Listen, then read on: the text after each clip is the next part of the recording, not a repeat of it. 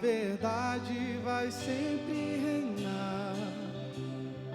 Terra e céus glorificam o teu santo nome. Ele exaltado, Rei exaltado no céu. Você pode ficar de pé nessa noite, adorar o Senhor. Que essa noite seja um momento de festa, um momento de alegria, glorificar o Senhor. Eleve o Senhor os seus pensamentos, cante conosco, glorifique a Deus. Ele exaltado, Rei exaltado nos céus, eu louvarei. Ele exaltado, pra sempre exaltado o seu nome.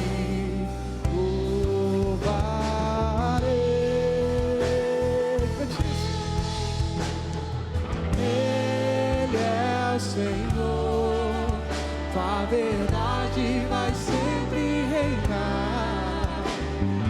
Terra e céus glorificam o teu santo nome. Ele exaltado, Rei exaltado no céu.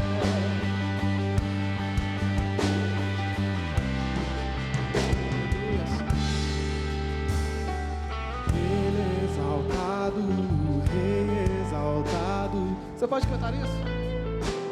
Eu louvarei.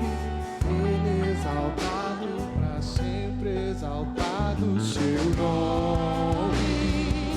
Louvarei, porque o Senhor é digno.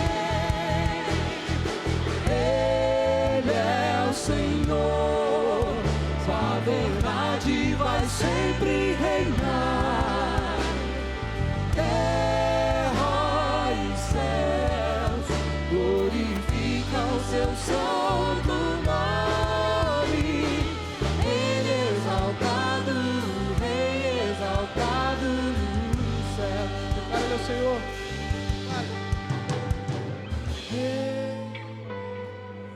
Cante isso com alegria. A verdade. Aleluia.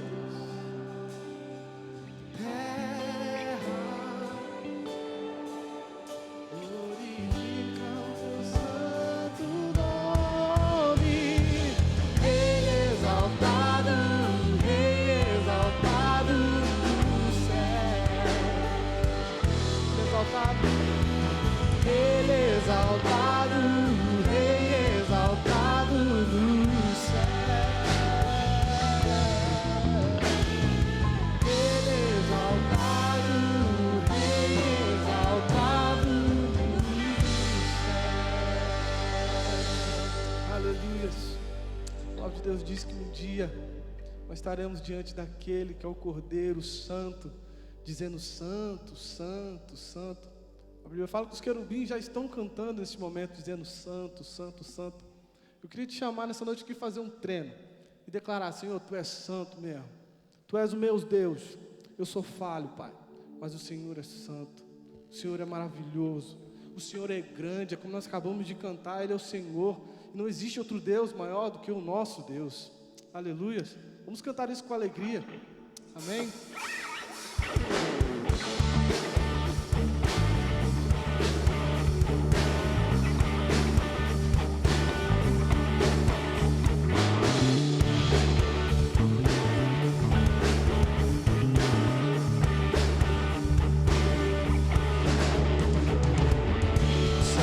Santo, poderoso, quer e que há de vir. Deus da glória, és tão digno, eu me prostro a Ti. Santo, santo, poderoso, quer e que há de vir. Deus da glória, és tão digno, cante isso com alegria. Santo é teu nome em todo lugar, reto teu querer de graça e paz. Tudo que tens feito é justo e bom. Santo, Santo Deus, Tu és. Santo, Santo Deus, Tu és.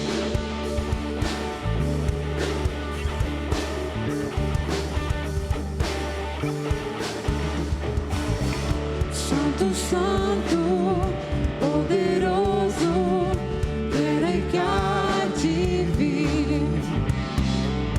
Deus da glória, és tão digno, Eu me prostro a Ti. santo é Teu nome em todo lugar. Reto é Teu querer de graça e paz. Tudo que tens feito é justo e bom. Santo, Santo Deus, Tu és. Santo, Santo Deus, Tu és. A honra, a glória pertencem a Ti. O poder e o saber são Teus. Escute isso.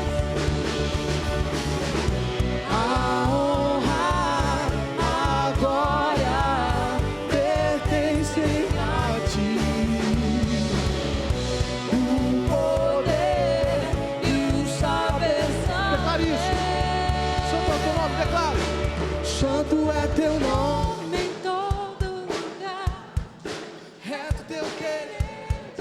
Eu sei que vocês estão de máxima, dá pra cantar um pouquinho mais alto, gente. É pro Senhor. Oh, oh, oh, oh. Santo, Santo Deus, Tu és. Santo é Teu nome em todo lugar. Reto Teu querer de graça e paz. Tudo que tens feito é justo e bom. Santo, Santo Deus, Tu és. Santo, Santo Deus, Tu és.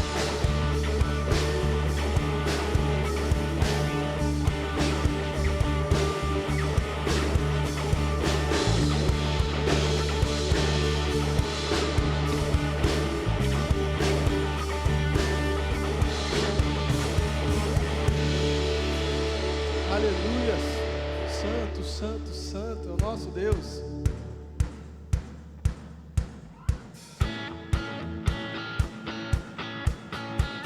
Mais uma verdade que nós iremos cantar.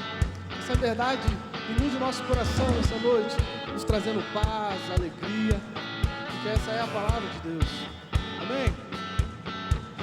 Sua graça é real pra mim, me satisfaz e o poder de Cristo em mim me satisfaz.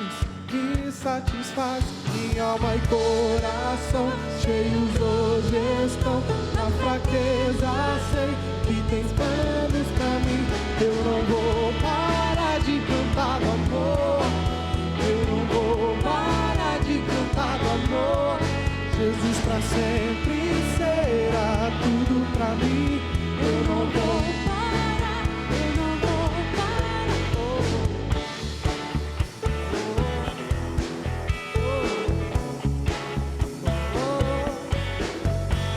Provedor e cuidador, me satisfaz, Deus abre o céu, grande céu, me satisfaz, minha alma e coração, cheios hoje estão, na fraqueza sei que tens planos pra mim, eu não vou parar de cantar do amor, eu não vou parar de cantar do amor. Jesus pra sempre será tudo pra mim.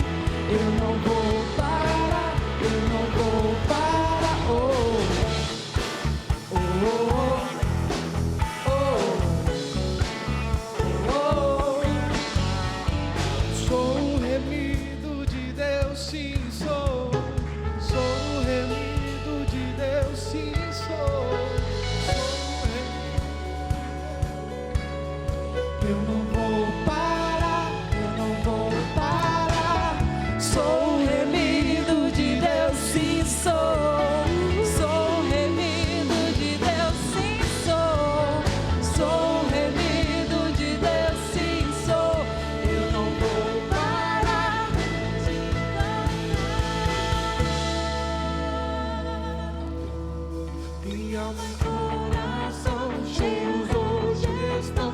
Na fraqueza sei que tem planos pra mim. Nem os anjos podem cantar assim, pois eu renasci. Para de cantar de amor, eu não vou parar de cantar de amor. Jesus será tudo pra mim. Eu não vou parar de cantar do amor. Eu não vou parar de cantar do amor. Jesus pra sempre será tudo pra mim. Eu não vou parar, eu não vou parar. Oh, oh, oh, oh, oh, oh,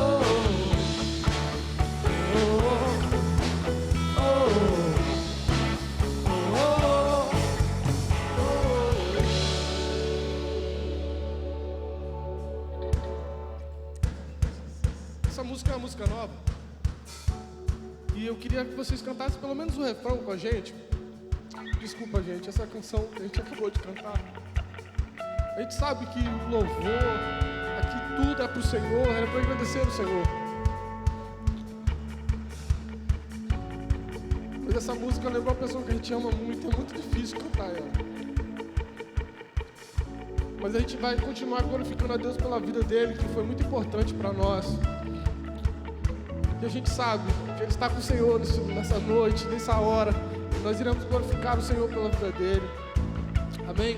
Vamos continuar louvando o Senhor. Essa música é uma música nova. Eu queria que vocês aprendessem pelo menos o refrão com a gente. A gente vai cantar um pedacinho do refrão.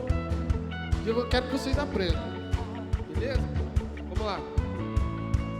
É assim, ó. Teu amor nunca falha, jamais acaba. E não me abandonará. Você canta junto comigo. Teu amor nunca falha, jamais acaba. E não me abandona. De novo. Teu amor nunca falha, jamais acaba. E não me abandonará. Teu amor.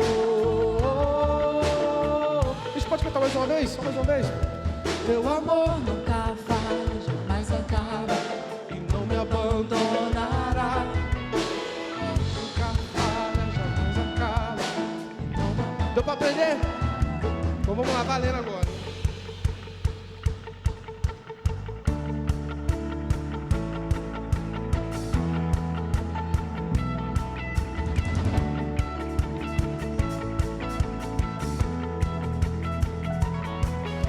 Maior do que o mais alto monte, mais forte que o poder da morte, constante nas batalhas e aflições, permanece o amor, permanece o amor. Teu amor nunca falha, jamais acaba e não me abandonará. Teu amor nunca falha, jamais acaba e não me abandonará. Mais uma vez. Teu amor nunca falha, jamais acaba e não me abandonará. Teu amor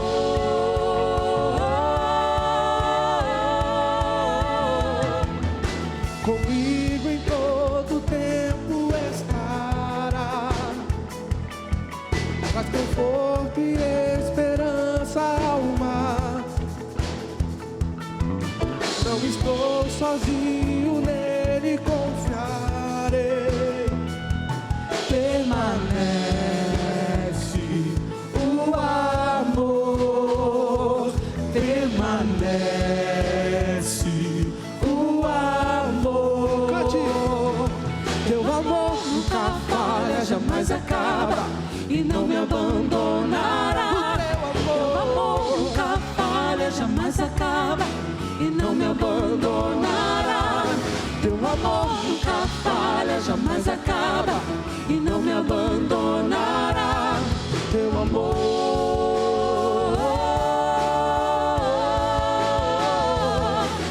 na morte e em vida, estou confiante noite coberto por teu grande amor.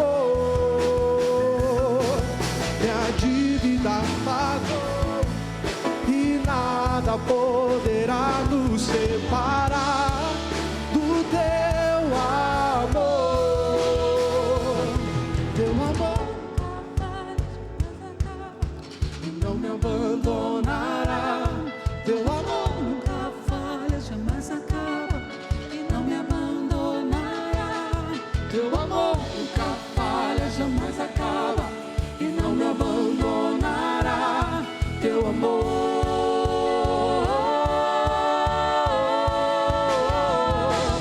teu amor nunca falha, jamais acaba e não me abandonará.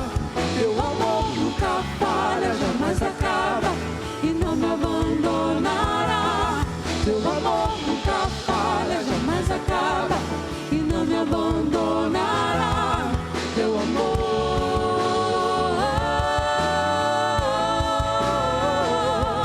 teu amor.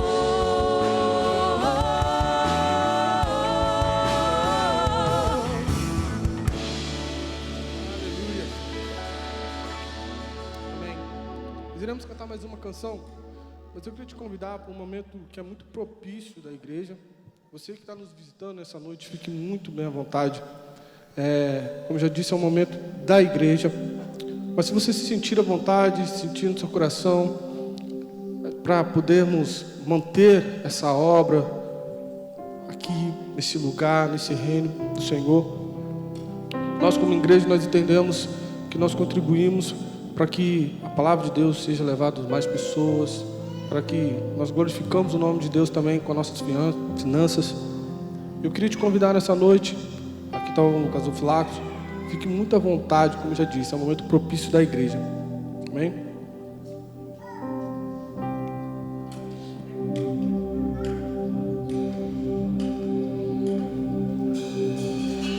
No início eras a palavra, com Deus o Altíssimo, um mistério de tua glória, Cristo em ti se revelou. Oh, quão lindo esse nome é! Oh, quão lindo esse nome é! O nome de Jesus, meu Rei. Oh, quão lindo esse nome é! Maior que tudo Ele é. Oh, quão lindo esse nome é! Nome de Jesus.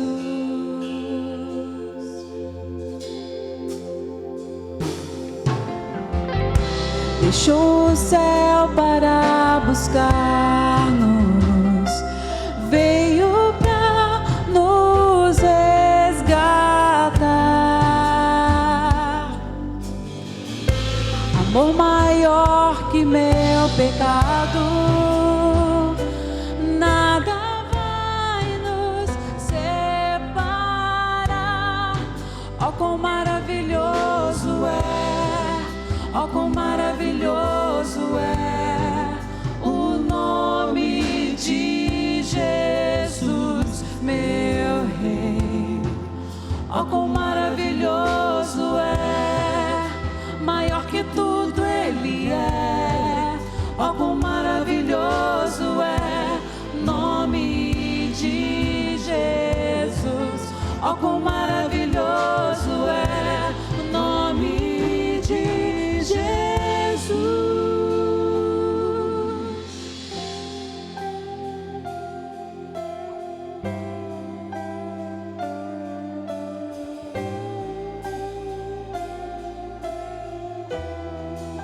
A morte venceste, o véu tu rompeste, a tumba vazia agora está. O céu te adora, pois ressuscitaste, vivo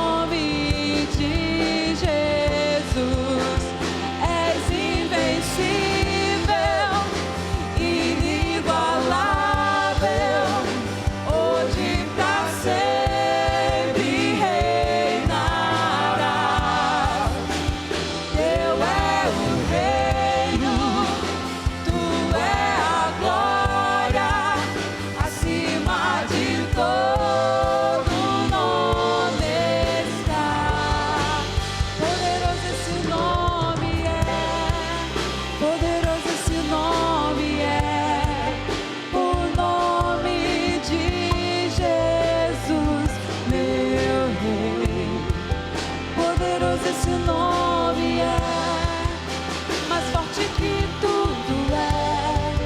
Poderoso esse nome é, o nome de Jesus. Poderoso esse nome é, o nome de Jesus. Poderoso esse nome é, nome de Jesus.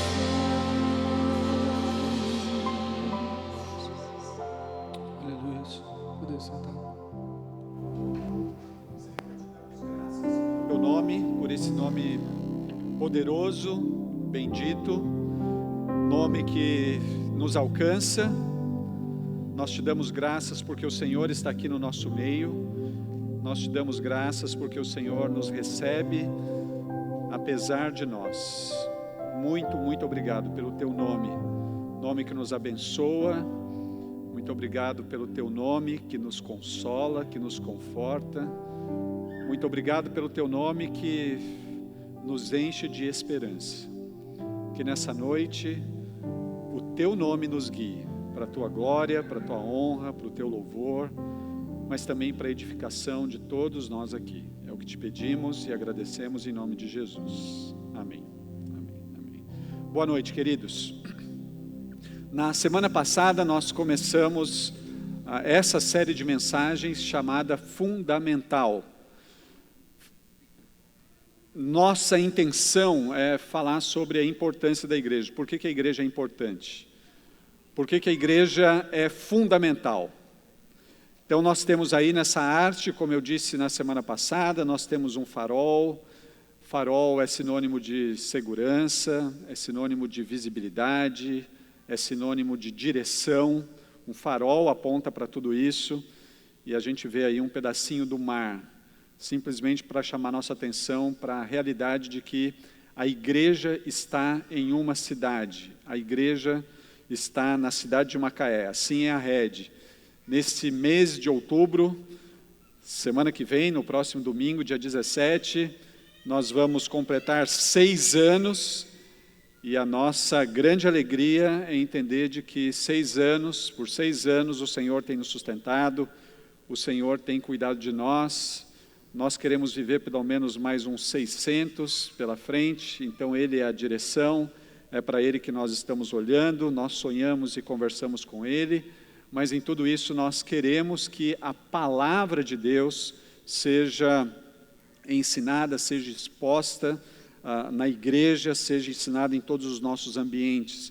Nós queremos que a rede, esse local ou eventuais outros locais se torne um ponto de encontro para todas as gerações que Deus vier a nos dar. Quando nós pensamos nessa série, a pergunta era, ou a pergunta foi e continua sendo, o que é fundamental para você? O que é fundamental para você? E a nossa expectativa era de que você talvez tivesse aí uma lista de coisas fundamentais, de coisas que verdadeiramente importam. E aí isso nos leva a uma segunda pergunta. A pergunta: a igreja apareceu na sua lista de coisas fundamentais? Quão fundamental a igreja é para você? Na semana passada nós olhamos para Efésios capítulo 3 e nós vimos Paulo trabalhando com a ideia de que a igreja está no centro da história. Não apenas no centro da história, mas a igreja também é o centro para o Evangelho. Porque o Evangelho dado a nós, ele não é para salvar apenas uma pessoa, um indivíduo, mas o Evangelho foi dado para salvar pessoas. Deus está formando um povo para si.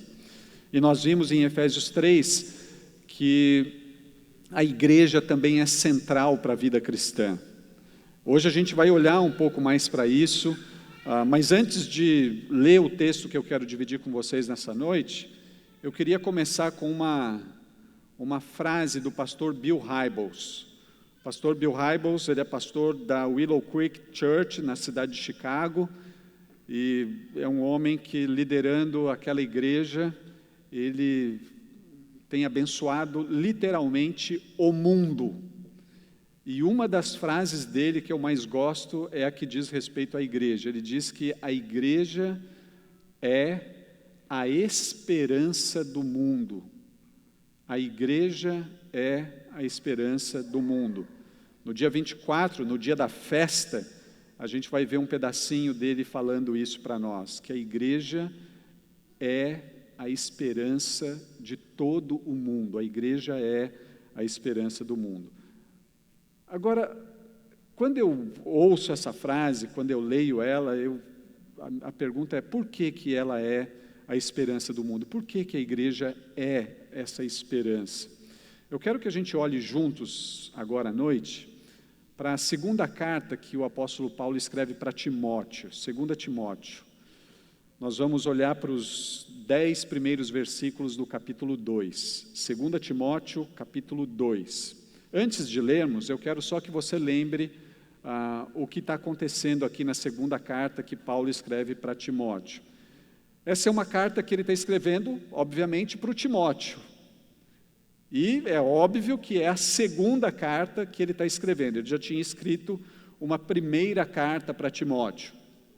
E agora, quando ele está escrevendo essa carta, provavelmente o Timóteo, ele era o pastor da igreja de Éfeso, uma cidade muito importante no primeiro século. Ele estava pastoreando aquela igreja que era uma igreja numa cidade importante, mas cheio de gente que vinha de todas as partes do mundo. As pessoas passavam ali por Éfeso e Timóteo estava pastoreando aquela igreja. Quando a gente olha para outros textos de Paulo, Paulo vai se referir a Timóteo como um jovem. E ele vai adjetivar Timóteo dizendo que Timóteo era um homem sincero. Ele tinha uma verdadeira e real preocupação com a igreja, com as pessoas da igreja. É assim que está registrado em Filipenses capítulo 2, verso 20. Timóteo é um homem sincero, ele tem interesse pela igreja. Mas ele não se refere a Timóteo apenas como esse jovem sincero que tem interesse pela igreja. Na primeira carta que ele escreveu, no capítulo 1, no versículo 2, ele vai falar que Timóteo é o verdadeiro filho na fé dele. Então a gente percebe que Timóteo, ele tem um relacionamento muito próximo com Paulo. A gente percebe que Paulo tem um carinho muito especial por Timóteo, esse jovem pastor na cidade de Éfeso. Ele tem um carinho muito especial por esse jovem que provavelmente Paulo pregando o evangelho, ele entende o evangelho, ele aceita o evangelho. Paulo talvez tenha sido o grande discipulador de Timóteo. Então é com isso em mente que ele está escrevendo para Timóteo, em um contexto muito diferente. Paulo está preso e ele já está percebendo que os seus últimos dias está chegando, ele está à beira da morte. Então ele está escrevendo essa segunda carta, dando recomendações para Timóteo. Ele está falando para Timóteo que a morte se aproxima e ele quer deixar algumas orientações importantes. Então, é com isso daí que a gente vai ler esses 10 primeiros versículos aqui de 2 Timóteo, capítulo 2, de 1 a 10. O texto diz assim: meu filho, seja forte por meio da graça que há em Cristo Jesus. Talvez numa versão um pouco anterior a essa, a gente leria o texto assim: meu filho, fortifique-se na graça que há em Cristo Jesus. O verbo está presente, o imperativo é o mesmo. Meu filho, seja forte por meio da graça que há em Cristo Jesus. Você me ouviu ensinar verdades confirmadas por muitas testemunhas confiáveis. Agora, ensine-as a pessoas de confiança que possam transmiti-las a outros. Suporte comigo o sofrimento como bom soldado de Cristo. A partir daqui agora, prestem bastante atenção, ele vai usar 3 ilustrações para falar para Timóteo. Timóteo, o que eu estou falando é importante. Eu estou te dando 2 ordens aqui e você tem que entender que você deve cumprir essas ordens do mesmo jeito que um soldado, do mesmo jeito que um atleta e do mesmo jeito que um lavrador, do mesmo jeito que um agricultor. Essas 3 figuras que Paulo vai mencionar agora é simplesmente para chamar nossa atenção para o seguinte fato: todo soldado está pronto para a guerra, para a batalha. Ou ele está na batalha ou ele está esperando que a batalha chegue. Ele precisa estar pronto. A figura do atleta é aquele que ele é disciplinado. Ele tem uma educação para desenvolver a sua atividade. Ele tem disciplina no que diz respeito à sua alimentação, ele tem disciplina no que diz respeito aos seus horários, ele tem disciplina no que diz respeito ao treino que ele tem que realizar. E aí então ele usa a figura também do agricultor, para chamar nossa atenção para o fato que todo trabalho em terra agricultável é o resultado de um trabalho de perseverança, de insistência, de disciplina, de pontualidade. Então ele disse lá, no início do texto ele disse: meu filho, fortifique-se na graça e sofra comigo, como um soldado, como um agricultor e como um atleta. Então o texto diz assim: nenhum soldado se deixa envolver em assuntos da vida civil, pois se o fizesse não poderia agradar o oficial que o alistou. O atleta não conquista o prêmio se não seguir as regras. E o lavrador que trabalha arduamente deve ser o primeiro a colher o fruto de seu esforço. Pense no que estou lhe dizendo. O Senhor o ajudará a entender todas estas coisas. Lembre-se de que Jesus Cristo, descendente do rei Davi, ressuscitou dos mortos. Essas são as boas novas que eu anuncio. E por causa disso, sofro e estou preso como um criminoso. Mas a palavra de Deus não está presa. Portanto, estou disposto a suportar qualquer coisa, se isso trouxer salvação e glória eterna em Cristo Jesus para os que foram escolhidos. Por que a igreja é fundamental? Por que a igreja é importante? Por que a igreja é a esperança do mundo? Nesse texto pequenininho aqui, de 10 versos, a gente pode ir circulando os verbos presentes nesse texto. E tem muitos verbos presentes aqui. Tem um monte de verbos que aparecem em formas de mandamento, na forma imperativa, onde o verbo é seguido de uma ordem, ou o próprio verbo já transmite a ideia de ordem. São vários verbos assim nesse texto. Mas todos esses mandamentos, todos esses imperativos, eles servem simplesmente para fomentar um ambiente.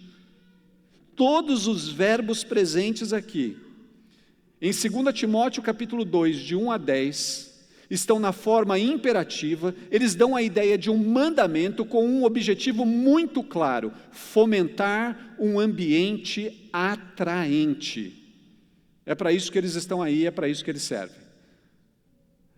Paulo está dando orientações para um pastor, um jovem pastor, e as suas orientações estão sendo dadas para um pastor que pastoreia uma igreja, e as suas orientações estão seguidas de como é essa igreja. Como que é essa igreja cujo ambiente é atraente? Eu quero falar sobre algumas coisas aqui para vocês. A primeira é: quando nós olhamos para 2 Timóteo capítulo 2, nós verificamos que a igreja é um ambiente de graça, é um local de graça, é um lugar de graça. A igreja é um lugar de graça, e isso está presente nessa expressão que nós lemos aqui. Seja forte por meio da graça que há em Cristo Jesus. Seja forte por meio da graça que há em Cristo Jesus. Quando nós estamos falando sobre graça, vocês já ouviram isso e vão ouvir pelos próximos 600 anos da rede. Quando nós falamos de graça, nós estamos falando sobre algo maravilhoso, sobre algo tão grande, tão grande, tão grande, que por ser tão grande, tão maravilhoso, ninguém consegue comprar. Quando nós falamos de graça, nós estamos falando de algo tão poderoso que a gente não consegue nem mesmo receber se a gente se comportar bem. Que comportamento eu preciso ter para ter a graça? Não tem comportamento. Não tem como você comprar. Quando nós falamos de graça, nós estamos falando de um negócio que é impossível comprar e de que é impossível receber a partir dos nossos comportamentos, daquilo que a gente faz ou deixa de fazer. Graça, então, tem a ver com o favor de Deus, com algo que Deus simplesmente resolve fazer, Ele decide fazer em relação a nós. Graça é um favor de Deus que nos coloca na posição de filhos dEle. E isso é interessante, porque não tem como comprar a paternidade de Deus. Quanto é que custa para ser filho de Deus? Não tem preço. Não é assim que funciona. Não, mas eu quero muito ser filho de Deus. Quanto que eu pago? Não tem como, não está à venda. Não tem como se tornar filho de Deus pagando. Bom, então se não é pagando, como que eu preciso ser? Como que eu me comporto? Não tem jeito. Sabe por que não? Porque para você merecer a graça de Deus, você tem que ser perfeito, você tem que ser moralmente perfeito, você tem que ser mentalmente perfeito, você tem que ser espiritualmente perfeito, logo você não consegue. Não tem jeito. Deus, sabendo disso, o que Ele faz? Ele envia o Filho dele para nos abençoar com a graça. Então é por meio do Filho dele que nós nos tornamos filhos de Deus, porque o Filho de Deus é perfeito. A perfeição dele me habilita a ser filho de Deus, porque quando Deus me vê, Ele vê o Filho dele, não vê a mim. É isso que é graça. E Paulo está dizendo para Timóteo, fortifique-se na graça. Paulo está falando para o pastor da igreja de Éfeso, fortifique-se na graça. Fortifique-se na graça que há em Cristo Jesus. Fortifique-se na graça. Agora notem, que quando Paulo está falando de graça, Paulo ele não está falando de algo teórico. Paulo, quando está falando de graça, ele está falando de uma experiência pessoal transformadora. Paulo, ele matava crentes, ele perseguia a igreja, ele cumpria um monte de regras porque ele queria estar bem pertinho de Deus. E ele acreditava também o seguinte, se eu matar crentes, se eu matar esse pessoal que está dizendo que existe um outro Deus, eu vou ficar mais perto de Deus ainda. E Paulo faz tudo isso. Ele mata os cristãos, ele persegue a igreja, mas agora ele tem uma experiência com a graça e tudo muda. Então, graça para Paulo não é um conceito teológico. Graça para Paulo é algo que ele está experimentando na vida dele, a tal ponto de ter a vida transformada. Gente, fortifique-se na graça. Imagine o impacto desse negócio, se toda manhã você decidisse assim, hoje, quando eu encontrar com aquela pessoa, eu vou falar do Evangelho para ela. Porque o Evangelho cria pontes de uma vida vazia, cheia de culpa, para uma vida livre, para uma vida cheia de significado. Imagine se você começasse a pregar o Evangelho para as pessoas a partir dessa ideia de graça, dessa ideia de que a graça transforma todas as coisas. Imagine o impacto que isso iria gerar na vida de uma pessoa que começaria a experimentar perdão no lugar de culpa, que iria começar a experimentar paz no lugar de tribulação. Imagine o impacto que isso causaria na vida de uma pessoa que você conhece, que está preocupada com o futuro, que anda cheia de culpa porque fez uma besteira no passado, porque fez uma besteira na semana passada. Imagine o impacto que isso gera na vida de alguém que está sem esperança nenhuma. Isso daqui causa impacto. A graça muda as pessoas. E as pessoas que ainda não têm Cristo, que ainda não conhecem a Cristo, mas a graça também precisa ser percebida a partir dos crentes, a partir de nós que somos crentes. Porque muitas vezes a gente entende que a graça é uma licença, liberou geral para a gente continuar no pecado. Às vezes a gente entende que graça é isso, não, eu posso pecar à vontade, eu posso fazer qualquer coisa, porque Deus em Cristo já me salvou, isso é graça. Graça é poder viver de qualquer jeito. Não, isso não é graça. Isso é desgraça. Não é graça.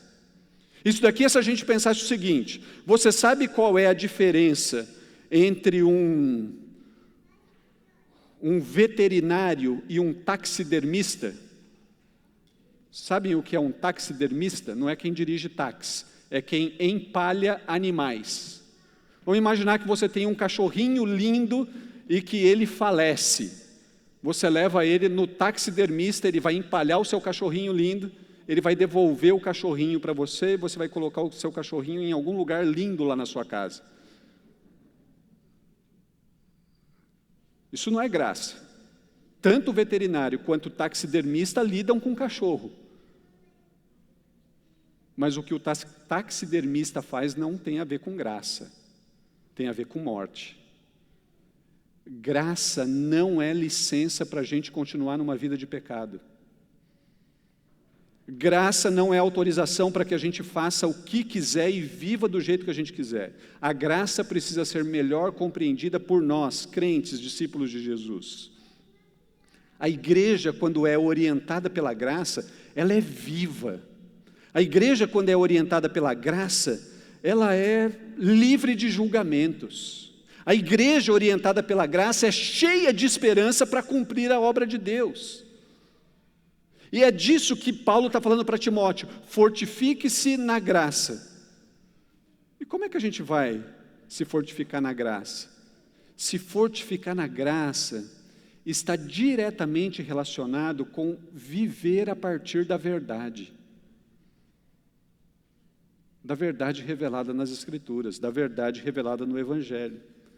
O que a graça faz então? A graça, ela providencia um contexto. Nós chegamos aqui, ninguém merece nada, todo mundo é pecador. Tem gente que chega aqui segundos depois de ter pecado contra Deus. Isso não tem a ver só com uma pessoa, talvez tenha a ver com a maioria de nós aqui, que saiu de casa, brigou com a esposa, bateu no filho, xingou não sei quem, buzinou até chegar aqui, chegou irado. A gente precisa entender que a graça, ela vai providenciar um contexto onde os mandamentos de Deus serão ensinados. Mas quando nós aprendemos a verdade dos mandamentos, a verdade dos mandamentos molda a nossa mente. Ela equipa a nossa mente para que a gente viva de acordo com o que Deus espera de cada um de nós. Não por obrigação, mas por resposta a Ele, porque Ele já nos amou. Quando a gente olha para João capítulo 1, verso 17, o texto bíblico diz assim: a lei foi dada por meio de Moisés, mas a graça e a verdade por meio de Jesus. Em Cristo eu encontro graça e verdade. Eu experimento de um contexto onde todo mundo é igual, ninguém é diferente, e nesse contexto onde todos somos iguais diante de Deus, nós aprendemos os mandamentos. Paulo está dizendo para Timóteo: pastor, presbítero Tarcísio, presbítero Edilson, líderes de ministério, fortifiquem-se na graça, porque quando a gente está se fortificando na graça, a gente impacta toda a comunidade onde a gente vive. Olha que simples. Fortifique-se na graça. Experimente da graça. Absorva a graça por meio dos mandamentos, de aprender os mandamentos de Deus. Então o que é a igreja? Por que a igreja é a esperança do mundo? Porque a igreja é um lugar de graça. Não é um lugar de julgamento, é um lugar de graça. Mas essa graça aqui, a graça do Evangelho. Graça promove contexto para que a verdade seja ensinada. Só isso. A graça promove um contexto para que a verdade seja ensinada. E é diante disso que a igreja se torna um segundo local, um segundo lugar. A igreja se torna também um lugar de mentoria. Está tudo cortado aqui hoje, né? Mas é mentoria, tá, gente? É um lugar de mentoria. Então não se esqueçam disso. Paulo está dizendo assim para Timóteo: ensine as pessoas de confiança que possam transmiti-la a outros. Olha, Paulo, você me ensinou várias coisas, e Paulo está dizendo assim: agora ensine essas coisas para os outros. Interessante, e você precisa entender isso. O texto está dizendo assim, Timóteo, ensine o que eu te ensinei para pessoas de confiança. Quem são as pessoas de confiança? Não é pessoa que tem o caráter ilibado, que não tem nenhum pecado na conta. Pessoas de confiança, em 2 Timóteo capítulo 2, são pessoas que, se receberem o ensino, passarão o ensino para frente. É só isso. Pessoas de confiança são pessoas comprometidas em: eu vou passar o que eu aprendi adiante. É só isso. Mas o que Paulo ensinou para Timóteo? Ensinou o Evangelho. As verdades que Paulo ensinou para Timóteo são as verdades do Evangelho.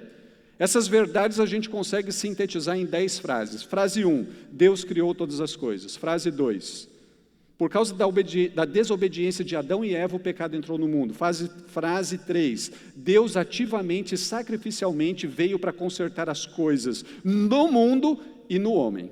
Frase 4, na plenitude dos tempos, Deus, Filho, se torna homem e vem habitar entre nós. Frase 5, ele vive entre nós. Frase 6, ele morre por nós. Frase 7, ele ressuscita pelo poder de Deus Pai. Frase 8, ele inaugura a sua igreja. Frase 9, ele é levado aos céus. Frase 10, ele voltará para implantar definitivamente o seu reino que começou quando ele veio. É isso que você tem que passar para frente. Isso é o Evangelho, de uma maneira sintética, mas é isso. Essas 10 frases que eu acabei de dizer aqui, é o que na nossa Bíblia, lá em Atos capítulo 2, verso 42, a gente lê como doutrina dos apóstolos, ou ensino dos apóstolos. Ensino dos apóstolos, ou doutrina dos apóstolos, não está ligado a um compêndio de teologia sistemática do Wayne Grudem, ou às institutas da religião cristã do João Calvino, ou a teologia sistemática do Charles Hodge. Não tem nada a ver com isso, tem simplesmente a transmitir a verdade do Evangelho para frente. Deus criou tudo, o pecado entrou no mundo, Deus conserta todas as coisas, e assim por diante. Você tem que passar isso para frente, Timóteo. Passar isso para frente nada mais é do que cumprir o que Jesus ensinou lá em Mateus 28, 19 e 20. Ide por todo mundo, pregai o Evangelho, batize pessoas e ensine essas pessoas a guardarem todas as coisas. Atenção agora. Ensinar pessoas todas as coisas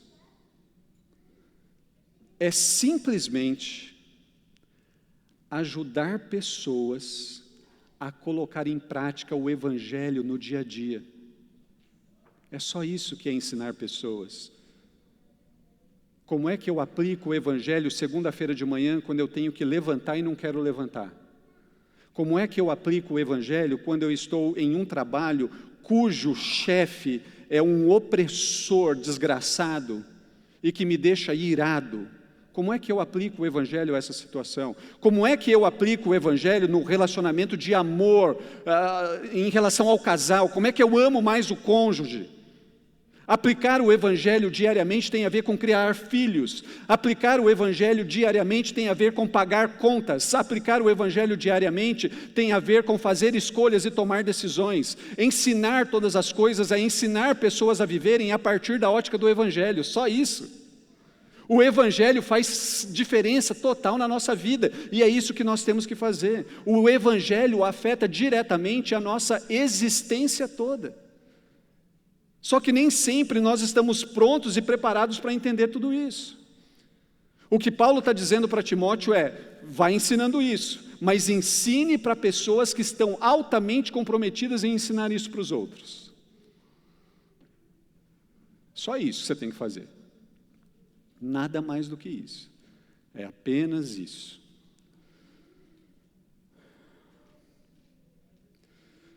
Onde é que nós estamos fazendo isso na rede? A gente quer fazer isso por meio dos grupos pequenos. Nós queremos fazer isso por meio das conferências teológicas. Nós queremos fazer isso por meio de ambientes de aconselhamento. É assim que a gente quer fazer isso aqui. Mas a gente tem que fazer isso com a perspectiva de que isso é exponencial. É isso que está aí em 2 Timóteo capítulo 2. E vocês já notaram como que funciona esse negócio do exponencial? Preciso de pessoas para me ajudarem agora. Um de cada vez. Pode vir Edilson e Elisângela. Vem cá, vem me ajudar aqui, rápido, rápido mesmo. Assim, o Edilson e a Elisângela vai pagar mico, não são só eles não. Então, alguém quer se voluntariar? Gillian, sei que você está querendo muito, vem aqui também. Pessoal, é o seguinte, quando a gente olha, vem aqui bem do meu ladinho para dar certo o negócio. Gillian, fica aqui do meu lado esquerdo. Timóteo, você precisa ensinar essas coisas para pessoas confiáveis, e pessoas confiáveis são aquelas que vão receber e vão repassar. Então é o seguinte, Edilson e Elisângela, eles foram discipulados com a perspectiva de Paulo para Timóteo. Elisângela, chama 2 pessoas para vir pagar o mico aqui com você, e você, Edilson, chama 2. Eu e a Gília, a verdade é o seguinte, pessoal, vamos lá, rapidão. Isso, vamos lá. Aline e Chicão aí, viu? Vocês estavam tirando sarro do Edilson e da Elisângela. Olha aqui, ó. O Edilson discipulou 2 pessoas. E a Elisângela, 2 pessoas. Sabe o que aconteceu na dinâmica exponencial? Agora, Mateus, 2, Kátia, 2, Edilson, mais 2, Elisângela, mais 2, Aline, 2 e Chicão, 2. Vamos lá, rapidão. Escolhe mais 2 cada um aí. E vem aqui para frente. Está tão difícil de escolher assim?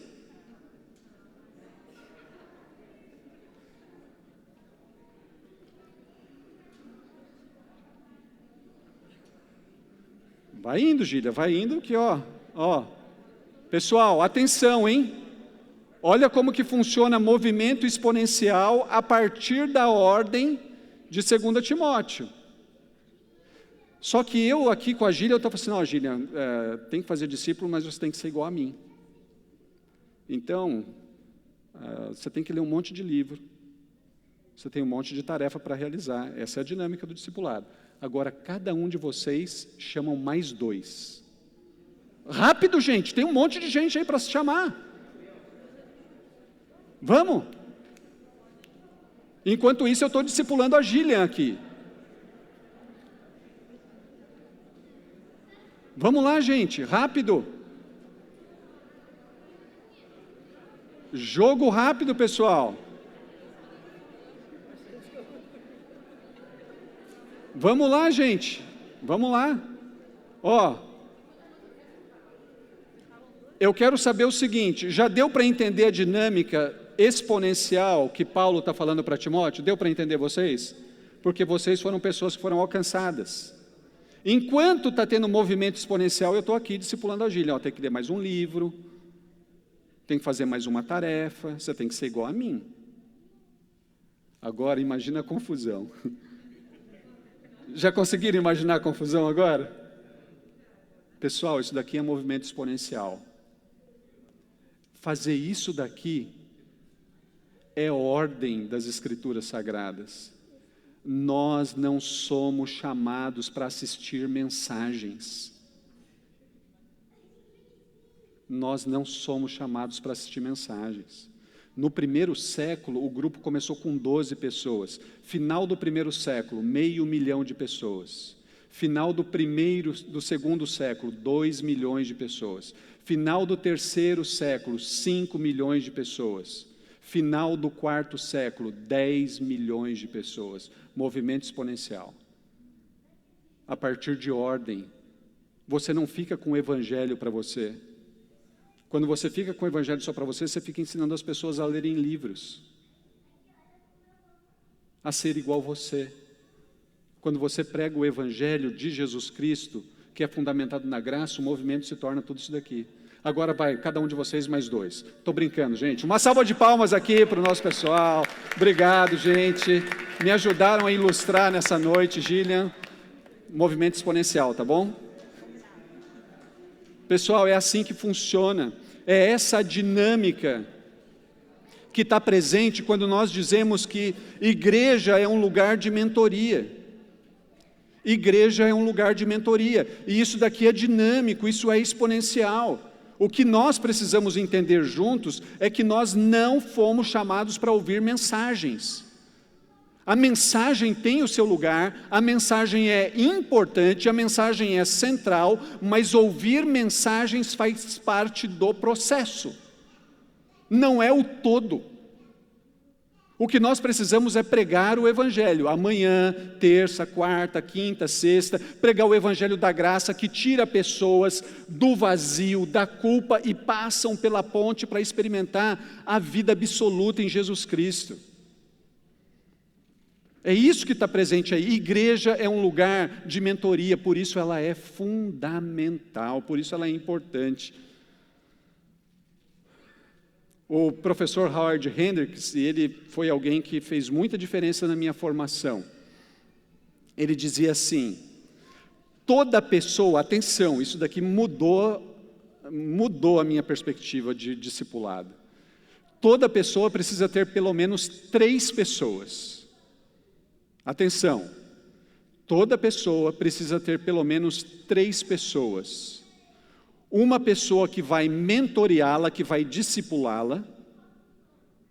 Segunda pessoa, ela precisa ter alguém que ela possa contar as mazelas da sua vida, as suas dificuldades, as coisas mais íntimas. E terceira pessoa, alguém que ela esteja discipulando. Isso é vida cristã saudável. Todo crente precisa ter 3 pessoas. Uma que esteja mentoreando, uma que ela possa contar as suas dificuldades, e terceiro, uma que ela esteja discipulando, que ela esteja mentoreando. Eu quero que vocês acompanhem comigo um texto do professor Hendricks, que diz assim: muitos de nós na igreja temos a errônea impressão de que o caminho para produzir cristãos espiritualmente desenvolvidos é matricular as pessoas em um curso de maturidade espiritual. Em seguida, fornecemos livros que tratam do assunto, apresentamos passagens bíblicas e entregamos tarefas e planilhas. Não há nada de errado com essas atividades. Entretanto, você já parou para pensar que o crescimento espiritual raramente é resultado da assimilação de nossas informações? Se isso fosse verdade, teríamos transformado o mundo há milhões de livros atrás. Entretanto, uma vez que conhecer a Cristo implica relacionamento, a maturidade em Cristo também envolve convivência. Um dos relacionamentos mais proveitosos envolve a presença de um mentor. Isso porque a maioria de nós não precisa de mais conhecimento, tanto quanto precisa ser mais conhecida. Não precisamos de um conjunto de princípios para praticar tanto quanto precisamos de outra pessoa para nos ajudar. Precisamos de alguém que acredite em nós, que permaneça ao nosso lado, que oriente-nos e seja um modelo de Cristo para nós. Precisamos do estímulo, da sabedoria, do exemplo e do acompanhamento de outras pessoas. Precisamos de seus sorrisos, abraços, correções e lágrimas. As pessoas esquecerão a maior parte das coisas que você disse, e poucos se lembrarão do que fez. Portanto, o comportamento que você demonstrar àquele que mentoreia será o padrão que ele estará inclinado a seguir, ou em alguns casos, a rejeitar. A igreja é fundamental e importante porque ela é um lugar de mentoria.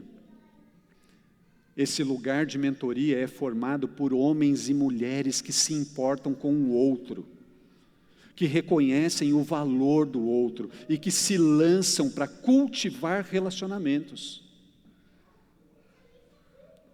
No processo de discipulado, no processo de mentoria, a pessoa aprende o valor de uma vida vulnerável, de uma vida acessível, sem barreiras, honesta e autêntica.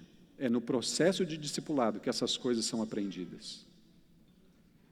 Não tem outro lugar para aprender isso. É desse jeito que, quase que automaticamente, a igreja também se torna um terceiro local, um terceiro espaço, que é o espaço de comunhão e sofrimento.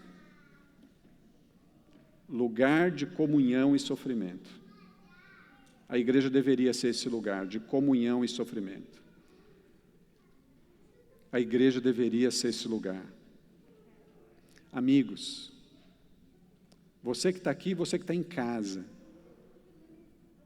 Teologia da vitória é uma farsa. Vida vitoriosa é uma mentira. Crianças, vocês estão me atrapalhando hoje. Cadê os pais dessas crianças?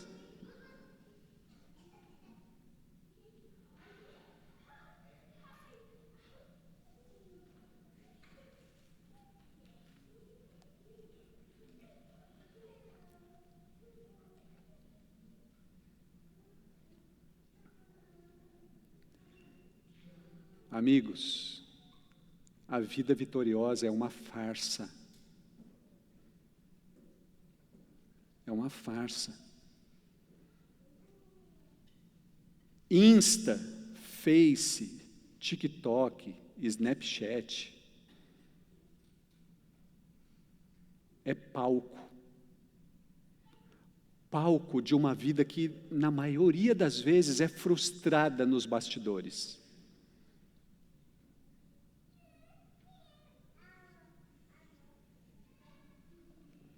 Essa vida de rede social é apenas palco. É apenas palco. E geralmente de pessoas frustradas nos bastidores.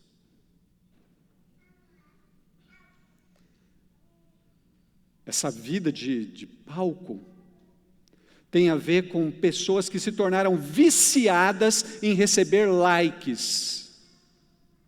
E sabe como que funciona isso? Eu estou mal, acordei mal na segunda-feira, quero ficar bem? Eu vou consumir a minha droga. Qual é a minha droga? Faço uma postagem de uma foto bonita, de uma coisa legal, e espero os likes, porque aí eu vejo como eu sou importante, como eu sou querido, como eu sou especial. Likes é a droga do presente. Sabe o que a gente está perdendo de vista? Que o Evangelho de Jesus Cristo já diz que nós somos queridos e amados por Deus. A gente não precisa dos likes, a gente não precisa de curtidas, porque o Evangelho de Jesus está dizendo, você já é querido, você já é amado, você já é importante. A igreja é esse lugar, é o lugar de comunhão, mas também de sofrimento.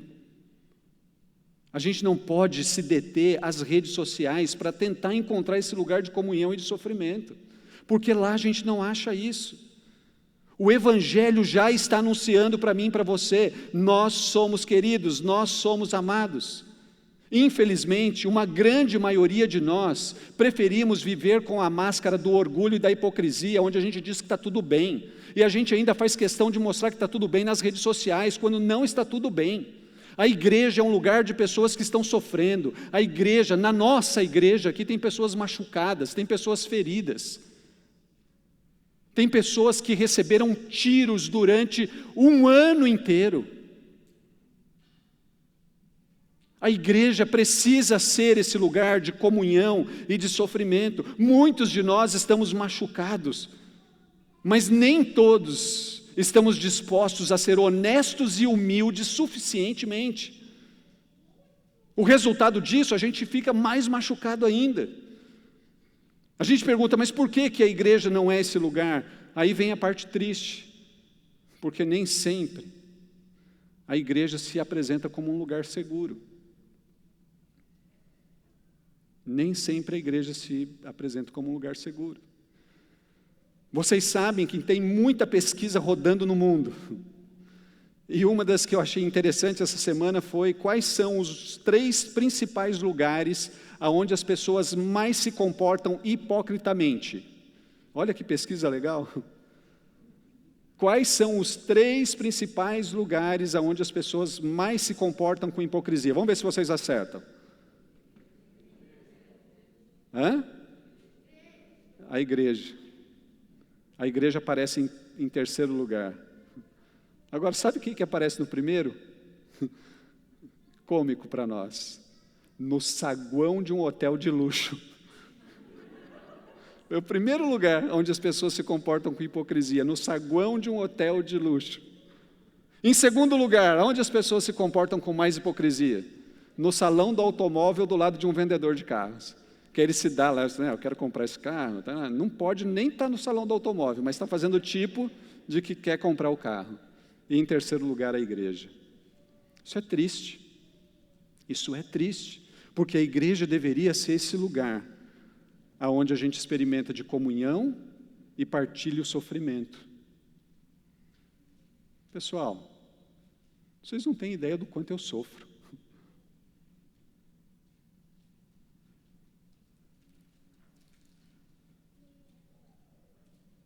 E é muito bom sofrer e ter gente para falar, estou sofrendo. Eu não quero viver numa igreja hipócrita. E eu também não quero que vocês vivam na igreja hipócrita. A igreja é importante e fundamental, porque quando ela está sendo pensada por Paulo, Paulo está convidando um jovem pastor a experimentar dos sofrimentos dele, de um homem velho, machucado, preso e à beira da morte. Timóteo está dizendo, ô meu velho, estou aqui com você. A igreja precisa ser esse lugar de comunhão e de sofrimento. Peço a paciência de vocês, mas eu quero ler um outro texto. Um texto de um pastor alemão, não de um cachorro, de um pastor na Alemanha. Seria engraçado, né? A gente ler o texto de um cachorro hoje à noite aqui, né? De um pastor alemão, o Dietrich Bonhoeffer, que, enquanto pastor, ele atuou com a sua vida e foi morto por isso. Ele atuou diretamente contra o nazismo na Alemanha. E a percepção dele a respeito da igreja como esse lugar de comunhão e sofrimento, ele diz assim: as comunidades religiosas não permitem que as pessoas sejam pecadoras, de modo que todos têm de esconder seu pecado, tanto de si mesmos quanto dos outros. Isso daqui é matador, gente. Você tem que esconder o seu pecado de você e você tem que esconder o seu pecado dos outros. Só que na tentativa de esconder o seu pecado de você mesmo, você se aprofunda mais ainda no seu pecado. E quando você está escondendo o seu pecado dos outros, você se enrola mais ainda numa porção de outras coisas.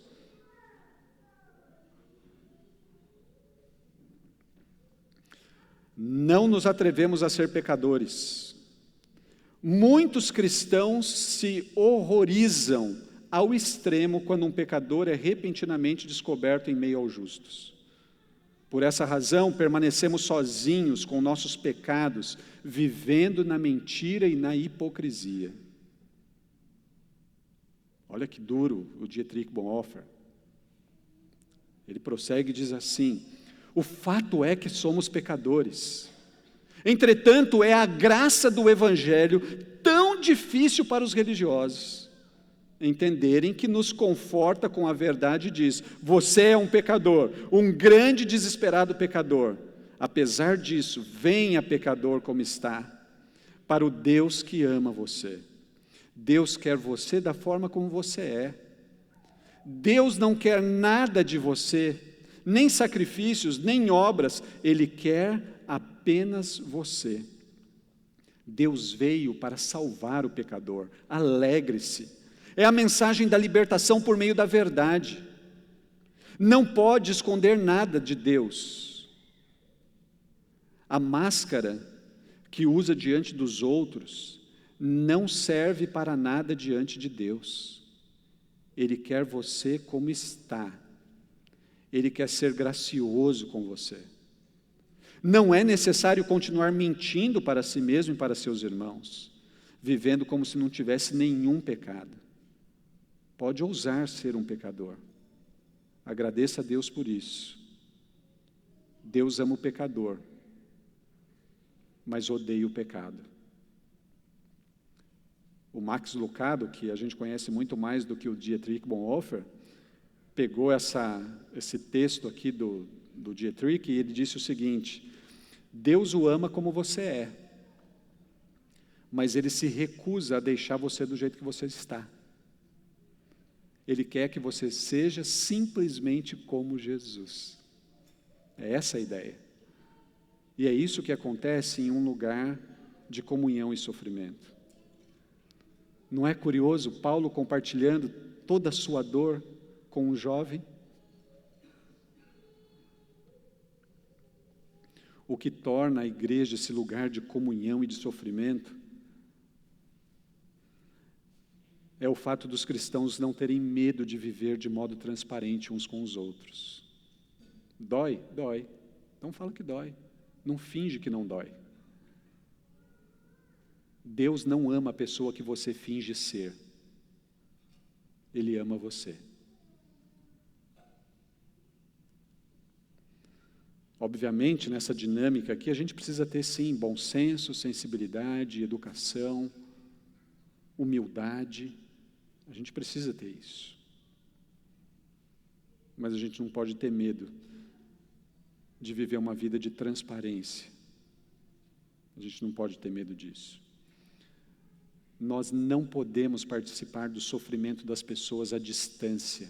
Ninguém se cura sozinho. A igreja é esse local de comunhão e de sofrimento. Por isso ela é importante, por isso ela é fundamental. E termino então com a última expressão ali do texto. A igreja é um lugar de resistência. A igreja é um lugar de resistência. Ele diz aí para Timóteo: estou disposto a suportar qualquer coisa, se isso trouxer salvação e glória. Estou disposto. Queridos irmãos, amigos, a gente não pode ceder para a cultura. A gente não pode abaixar o padrão. Nós não podemos nos desviar do objetivo. O objetivo final é a glória de Deus. Nós não somos chamados para ouvir mensagens. Nós somos chamados para obedecer o que Deus mandou a gente fazer. Batizar pessoas, ensiná-las para a glória dele, não para a minha glória, não para a sua glória. Não é para fazer discípulos seus, é para fazer discípulos de Jesus Cristo. A glória final é dele, somente dele. A gente precisa, nesse lugar de resistência, a gente precisa permanecer focado no Evangelho da graça de Jesus Cristo, porque é nela que nós encontramos força. Essa semana, lendo um monte de coisas, eu ouvi a história de uma igreja que virou uma loja de espetinhos de frango. E é curioso o jeito que ela virou uma loja de espetinhos de frango. A igreja começou a vender espetinhos de frango no final do culto. E os espetinhos bombaram. Grelhados da igreja do Deus vivo. O negócio bombou tanto que a igreja fechou. Mas os grelhados da igreja do Deus vivo permanecem abertos até hoje. A gente precisa resistir. Nós não podemos ceder à cultura. Nós não podemos retroceder. A gente não pode baixar o padrão. Vale tudo. Nós não podemos perder o objetivo. Por que a igreja é fundamental? Por que ela é importante? Porque ela oferece algo que nenhuma outra instituição no mundo oferece. Nenhuma outra instituição oferece. Esse lugar de graça, esse lugar de mentoria, esse lugar de comunhão e sofrimento, esse lugar de resistência. Nenhuma outra instituição no mundo oferece isso. Apenas a igreja. Por isso que ela é importante, por isso que ela é fundamental. A questão é,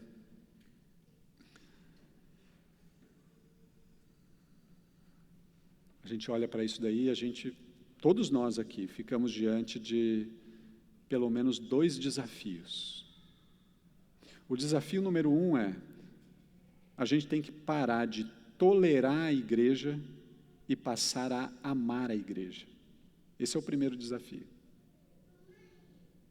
Eu tolero a igreja. Não, você tem que parar de tolerar e buscar amar a igreja. Em segundo lugar, o segundo desafio, a gente tem que mudar o nosso status dentro da igreja. A gente tem que deixar de ser espectadores e participarmos da igreja.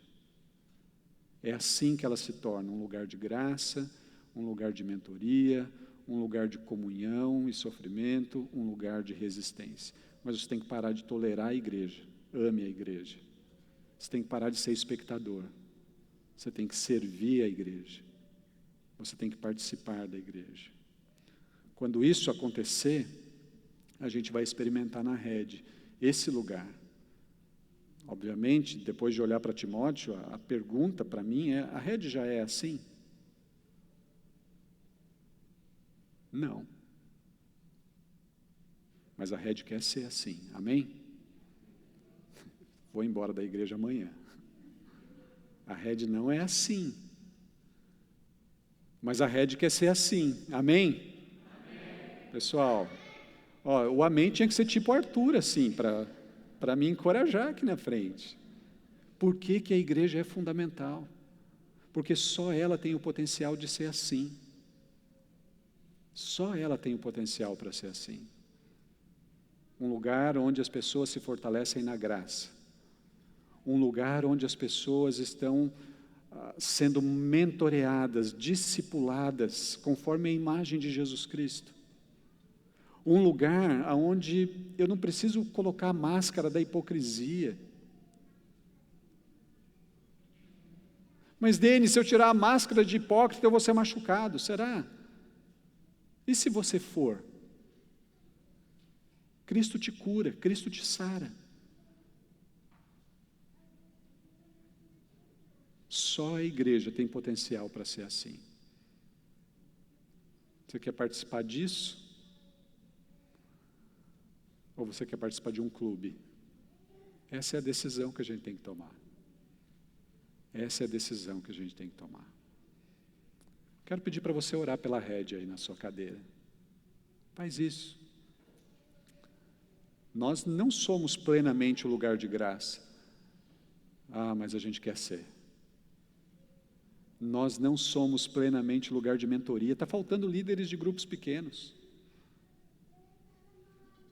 Eu queria ver um monte de gente querendo ser líder de grupo pequeno. Está faltando.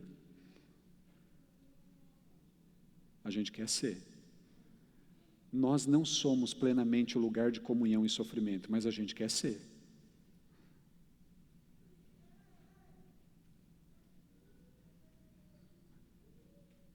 Nós não somos o último bastião da resistência em Macaé, mas a gente quer ser.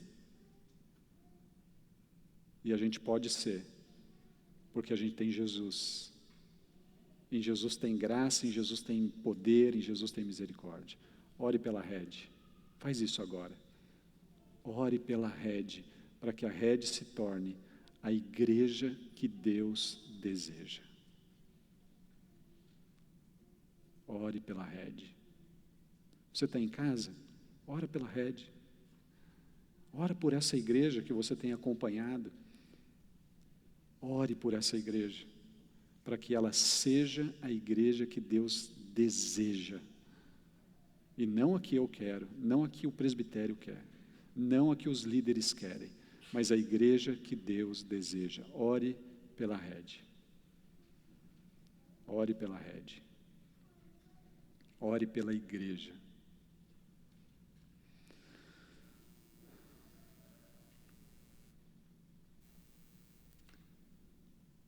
Senhor, obrigado, porque quando o Senhor edificou a igreja, o Senhor disse que as portas do inferno não prevaleceriam sobre ela. E nós estamos seguros nisso. Nós estamos seguros na realidade de que o inferno jamais prevalecerá sobre a igreja. Nós estamos seguros nisso. Mas, Senhor, nós queremos ser essa igreja essa igreja que é local de graça, essa igreja que é lugar de mentoria, essa igreja que é espaço de comunhão e de partilhar o sofrimento. Nós queremos ser essa igreja que é local de resistência. Então, Senhor, por favor, nos ajude. Nós queremos ser a igreja que o Senhor deseja. Por favor, nos ajude. Senhor, nos tire do status de espectadores. Nos tire, Senhor, do status de pessoas que apenas assistem, que curtem ouvir uma mensagem. Nos tire desse status e nos coloque no lugar de participação. Senhor, tem tanta gente aqui, tem tanta gente nos acompanhando, que o Senhor capacitou com dons, com talentos, com habilidades. Senhor, por favor, nós queremos ser essa igreja, a igreja que o Senhor deseja, espaço de graça, de mentoria, de comunhão, lugar de resistência. Por favor, nos abençoe para a tua honra, nos abençoe para a tua glória, nos abençoe para o louvor do teu nome. Mas, Senhor, nos abençoe para que vidas sejam curadas, nos abençoe para que pessoas sejam edificadas, para que pessoas experimentem da liberdade que há na graça do teu Filho Jesus Cristo. Toma a tua igreja nas tuas mãos, Senhor.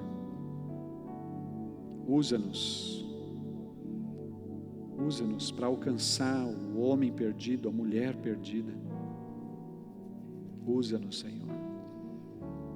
Nós suplicamos isso a Ti em nome de Jesus. Amém, amém e amém.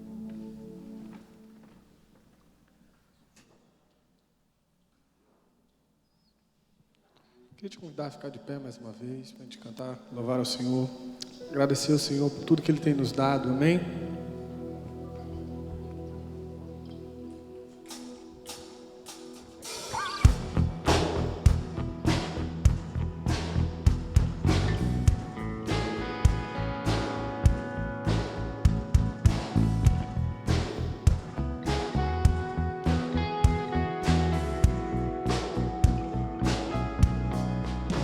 Eu sou grato por tudo que tenho, tesouro maior deste mundo me foi dado como herança eterna. Maior prova de um amor tão profundo. Tenho vida, alegria em todo tempo. Tenho amigos, família, muitos irmãos. Foi Jesus, meu amigo verdadeiro, que fez tudo ao me dar a salvação. Louvarei ao Senhor em todo tempo. Seu louvor estará continuamente nos meus lábios e também no coração. Jesus Cristo será sempre minha canção.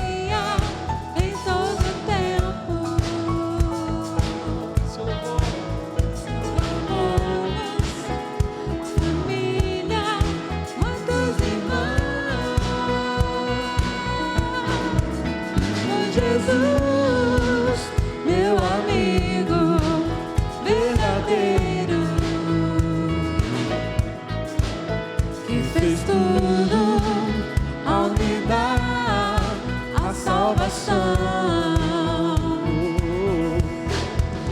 Louvarei ao Senhor em todo o tempo. Seu louvor estará continuamente nos meus lábios e também no coração. Jesus Cristo será sempre minha canção.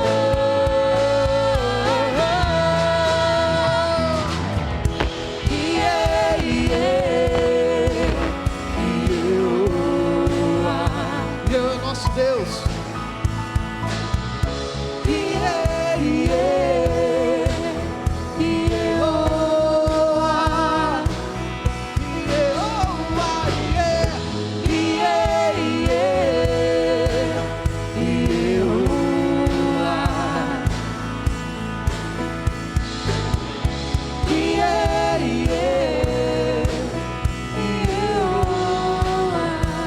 Isso.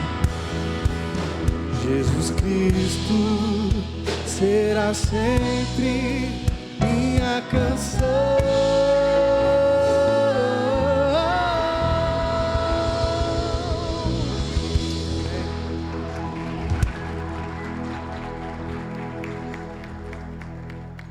Podem se assentar, queridos, estamos terminando aqui o nosso culto nessa noite.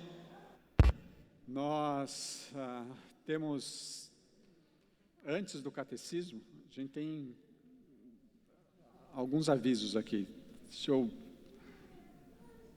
Três avisos aí de datas, né? Aí, ó. A gente passou no final da semana passada. Não é esse não. Senão eu vou errar de novo aqui. Tem outro aí? Tem não? Então é o seguinte, ó. Então vamos para o catecismo. Senão a gente vai errar tudo de novo aqui. Domingo que vem é aniversário da Rede. E no domingo que vem a gente vai receber o pastor Luiz Carlos. Pastor Luiz Carlos é um missionário que a gente apoiou no tempo dele na Itália. Ele que vai pregar aqui no próximo domingo. Então quero convidar você para estar aqui. É o dia em que nós completamos 6 anos de idade. Então venha. Acho que vai ser um dia muito legal. Então não perca essa data, dia 17 de outubro, aniversário da Rede, próximo domingo. No dia 24/10, ou seja, sem ser no próximo domingo, no outro ainda, 24/10, nós não vamos ter programa nenhum aqui no Salão Imbetiba às 18 horas. A nossa programação vai ser lá no Sítio Aliança, é um lugar que nós já temos usado. Nesse dia nós vamos ter a nossa festa de aniversário. Então você não deve perder esse dia por nada. Nossa festa de aniversário, dia 24/10, lá no Sítio Aliança. Nesse dia nós vamos fazer um churrasco. E se você quer participar desse churrasco, você saindo daqui, você precisa dar o seu nome lá na recepção. Quero participar, a gente está pegando aí o nome das pessoas para a gente entender qual vai ser o tamanho desse churrasco. Para você participar, você precisa dar o seu nome e ele vai custar R$20, apenas R$20 para você comer à vontade. Crianças até 12 anos não pagam, de 12 anos para cima, R$20 também. Então, saindo daqui, você precisa dar o seu nome lá para nós, para a gente entender o tamanho disso. Não vou porque eu sou vegano. Não tem problema. Você pode ir, leva a sua comida vegana, a sua comida vegetariana, não tem problema nenhum. A gente quer que você esteja lá. Se você quiser estar e comer um churrasco com a gente, vai ser um prazer. A gente já tem usado o lugar para ter um momento de piquenique, então você não precisa ir só pelo churrasco. Mas se você for e quiser o churrasco, sai daqui, dá o seu nome, R$20, tá bom? Não precisa pagar hoje, a gente vai orientar para você que você faça isso via Pix. Dia 24/10, não percam essa data. Teremos batismo, vai ser um dia muito especial. Agora, bastante atenção, na semana passada eu falei que a nossa conferência teológica iria ser 27 e 28. A data que eu falei estava errada, até falei para você cancelar o aniversário do teu sobrinho de 8º grau que você ia. Não precisa mais cancelar o aniversário dele, porque vai ser no dia 20 e 21 de novembro. Então é 20 e 21 de novembro. A gente corrigiu durante a semana, mas estou falando aqui de novo. 20 e 21 de novembro. Então, coloque essa data, vai estar conosco aqui o pastor Ricardo Costa. Eu disse que há 15 dias atrás, eu e a Kátia fomos altamente abençoados pela participação dele na conferência que nós estávamos, e eu tenho orado para que ele traga exatamente o que ele tem feito já no seu trabalho. Então, pega essa data, 20 e 21. Para essa data aqui, você também precisa deixar o seu nome lá na recepção com a Monique. Você precisa falar para ela, vou participar, é sábado o dia inteiro, manhã e tarde, noite não, manhã e tarde, e termina no domingo de manhã. Você precisa dar o seu nome para a gente mudar a configuração aqui do nosso auditório, é estudar mesmo, não é um culto, é um programa de aprendizado, é um programa de estudo de teologia. Você precisa dar o seu nome lá. Então aí, 3 datas muito importantes para nós. Domingo que vem, aniversário da Red, vai ser um dia muito legal, você não deve perder isso. Você que está em casa, sai de casa, vem para cá, vem participar com a gente, vai ser bom para você. Dia 24/10, você que está em casa, sai de casa, vamos participar com a gente. E dia 20 e 21, conferência teológica. Então, gente, 3 datas muito, muito, muito importantes aí para nós, tá bom?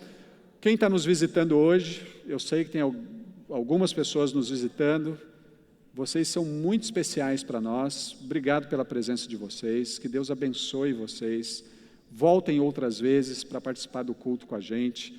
Saindo aqui, deixa seu nome lá para a gente, deixa lá o seu contato para a gente orar por você, para a gente estabelecer algum tipo de contato com você. Mas sejam muito bem-vindos, que Deus abençoe você, que Deus abençoe a sua semana. E terminamos então com o nosso catecismo, 41ª semana, ainda dentro do tema oração. Semana passada a gente viu como a gente deveria orar. E uma das maneiras que a gente deveria orar é também fazendo a oração do nosso Senhor. Mas que oração é essa? O que é a oração do Senhor? A oração do Senhor é essa daí, que nós conhecemos também por Pai Nosso. Ela diz: Pai nosso que estás nos céus, santificado seja o teu nome, venha o teu reino, seja feita a tua vontade, assim na terra como no céu. O pão nosso de cada dia nos dá hoje, e perdoa-nos as nossas dívidas, assim como nós perdoamos os nossos devedores. E não nos induzas à tentação, mas livra-nos do mal, porque teu é o reino, o poder e a glória para sempre. Amém. Isso daqui não é uma oração de igreja católica. Isso daqui é a oração que Jesus ensinou. E nós deveríamos fazer essa oração. Não como uma oração mecânica, mas prestando bastante atenção no que essa oração diz. Prestando atenção nos pronomes dela. Os pronomes na primeira pessoa do plural. Nosso pão, nossos pecados. A gente deveria fazer ela, a gente deveria colocar essa oração na nossa agenda, ela faz bem para a alma. Onde é que está a base disso? A base disso é lá em Mateus, capítulo 6, no verso 9, quando o próprio Senhor Jesus diz: portanto, vós orareis assim: Pai nosso que estás no céu, santificado seja o teu nome. Foi o Senhor Jesus que mandou a gente orar essa oração, não de maneira mecânica, mas prestando atenção, com o coração no lugar correto. Então, eu pergunto e vocês respondem, vamos responder juntos. O que é a oração do Senhor?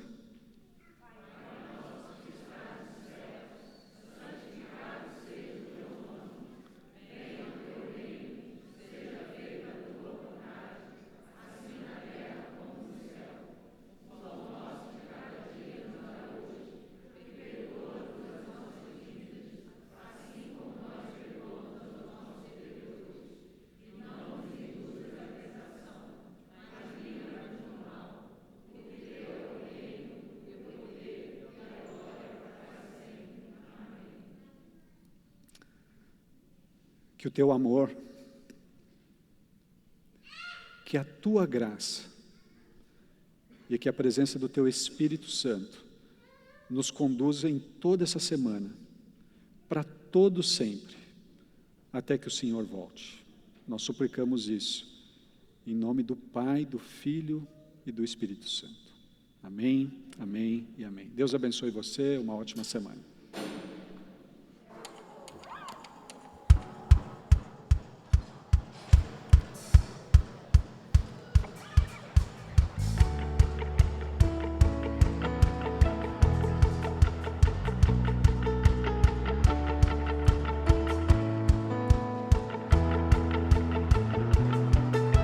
Maior do que o mais alto monte, mais forte que o poder da morte,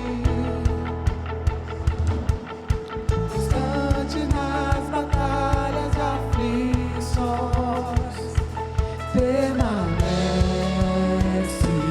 o amor, permanece o amor. Teu amor nunca falha, jamais acaba e não me abandonará. Teu amor nunca falha, jamais acaba e não me abandonará. Teu amor